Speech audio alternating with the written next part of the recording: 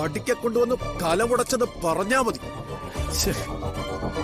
തയ്യാറാക്കിയ പ്ലാനുകളൊക്കെ കീറിപ്പറിച്ച് കളഞ്ഞില്ലേ ആ വർമ്മ. അല്ല, ഇനിയിപ്പോ എന്ത് ചെയ്യും? എടാ മോനെ, അതാടാ ഞാനും ആലോചിക്കുന്നേ. അപ്പൊ അംബികമ്മയുടെ മന്ത്രിയാവൂലേ? അതല്ലേ ജയ ഞങ്ങള് പറഞ്ഞോണ്ട് നിൽക്കുന്നേ. ദൈവമേ, എന്റെ PA പണി പോയി. താൻ എന്ന് അമ്മയുടെ കൂടെ PA ആയിട്ട് കൂടിയോ അന്ന് തുടങ്ങിയത് അമ്മയുടെ കഷ്ടകാലം ശല്യം. ഒരു പ്രശ്നം വന്നെന്ന് പറഞ്ഞ് അയാളെ വെറുതെ കുറ്റപ്പെടുത്തുന്നത് എന്തിനാ? അയാൾ എന്ത് പിഴച്ചു? എല്ലാവർക്കും നന്മ മാത്രം വരുത്തണമെന്ന് ഞാൻ പ്രാർത്ഥിച്ചിട്ടുള്ളൂ. പിന്നെ ഭഗവത്ഗീതയും ബൈബിളും മാത്രമാ ഞാൻ വായിക്കുന്നത്. എടോ, ഒന്ന് സമാധാനമായിട്ട് നിക്കടോ. ഇനി നമ്മൾ എന്താ ചെയ്യണമെന്ന് ആലോചിക്കങ്ങളെ. വർമ്മ കാര്യങ്ങളൊക്കെ ഏറ്റെടുത്ത സ്ഥിതിക്ക് ഇനി അയാള് തന്നെ കാര്യങ്ങളൊക്കെ നടത്തും. വരുന്ന ഇലക്ഷന് മുമ്പ് അയാൾ എല്ലാ അർത്ഥത്തിലും ആക്റ്റീവാകും. തിരഞ്ഞെടുപ്പിൽ മത്സരിക്കും, അയാൾ ജയിക്കുകയും ചെയ്യും. അയാൾ തന്നെ വിദ്യാഭ്യാസ മന്ത്രിയാവും.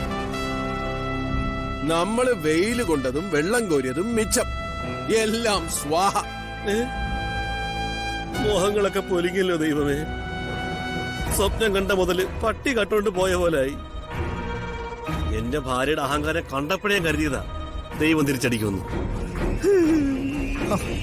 എടോ, ഒന്ന് മോങ്ങാതെ നിക്കണോ? എന്താ ദീപക് മോനെ ഇത്?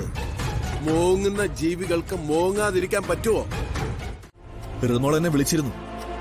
എന്റെ മഹതിയായ ചേച്ചിയില്ലേ, ചേച്ചിയെ വെറുതെ വിട്ടുവന്നു.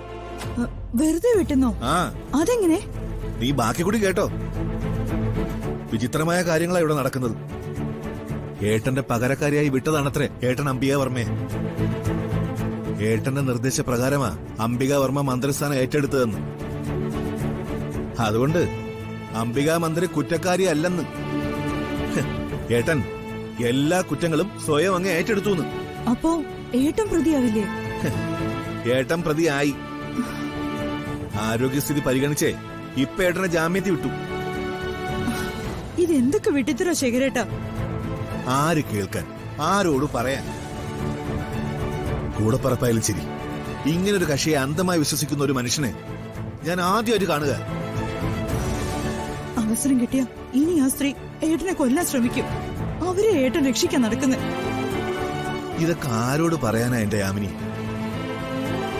സത്യം പറഞ്ഞ മടുത്തു. അപ്പോ അംബിക വർമ്മ താരം ഇപ്പൊ ഇങ്ങോട്ട് എത്തുമല്ലോ? വരും. ഇന്ത്യൻ സ്വാതന്ത്ര്യ സമരം കഴിഞ്ഞ് വരികയല്ലേ.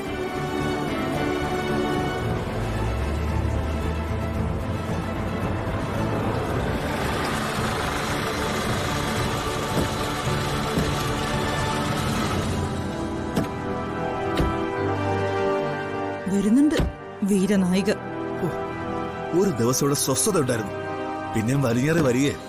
അംബിക വർമ്മ കേസിൽ വമ്പൻ ട്വിസ്റ്റ്.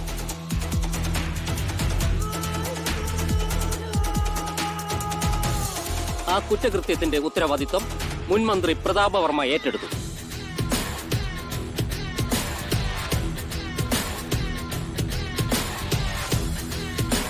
ക്വസ്റ്റ്യൻ പേപ്പർ ചോർച്ചയിൽ വിവാദമായ അഴിമതി കേസിൽ ഒരു വമ്പൻ ട്വിസ്റ്റ്.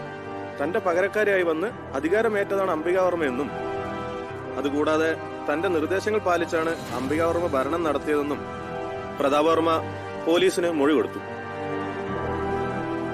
ഇപ്പോ SSLC ചോദ്യപേപ്പർ ചോർന്ന കേസിൽ പ്രതാപ വർമ്മയാണ് മുഖ്യപ്രതി. അറസ്റ്റ് ചെയ്ത് ലോക്കപ്പിലായിരുന്ന അംബിക വർമ്മയെ പോലീസ് വിട്ടയച്ചു. ശ്രീമതി അംബിക വർമ്മ പ്രതിയാക്കപ്പെട്ട പ്രതാപ വർമ്മയുടെ മൂത്ത സഹോദരിയാണ്.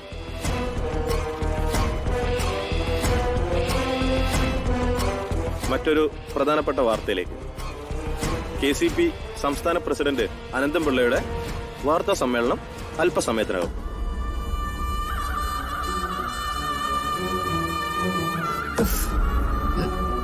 വല്ലാത്തൊരു തലവേദന.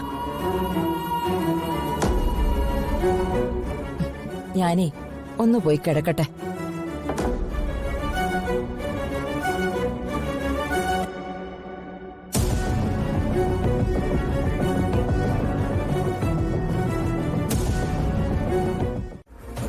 സാർ എന്താ ഉദ്ദേശിക്കുന്നത്?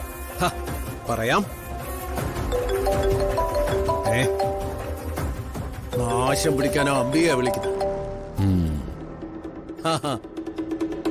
അംബികെ, അനന്തപിള്ളെ, പ്രതീക്ഷിക്കാത്തതാണല്ലോ അനന്തപിള്ളെ സംഭവിച്ചത്. ഹ, അതൊന്നും സാരമില്ല. സംഭവിച്ചതൊക്കെ നല്ലതിനാണെന്ന് കരുതിയാ മതി. മന്ത്രിയായി അധികാരത്തിൽ തുടരാനുള്ള നമ്മുടെ ശ്രമമൊന്ന് പാളി, അത്രേ ഉള്ളൂ. അല്ല, അപ്രതീക്ഷിതമായി അവൻ കയറി വന്ന് ഇങ്ങനെയൊരു വഴിത്തിരിവുണ്ടാക്കുമെന്ന് ഞാൻ കരുതിയില്ല. അവനൊരു നല്ല ആങ്ങളയല്ലേ അംബികെ, അവൻ അങ്ങനെ ചെയ്തല്ലേ പറ്റൂ. അല്ല, അത് പോട്ടെ. ഇനി എന്താ അനന്തപിള്ളെ അടുത്ത പ്ലാൻ? അത് ഞാന് പുറകെ അറിയിക്കാം. ശരി. ആ, ശ്ശേ.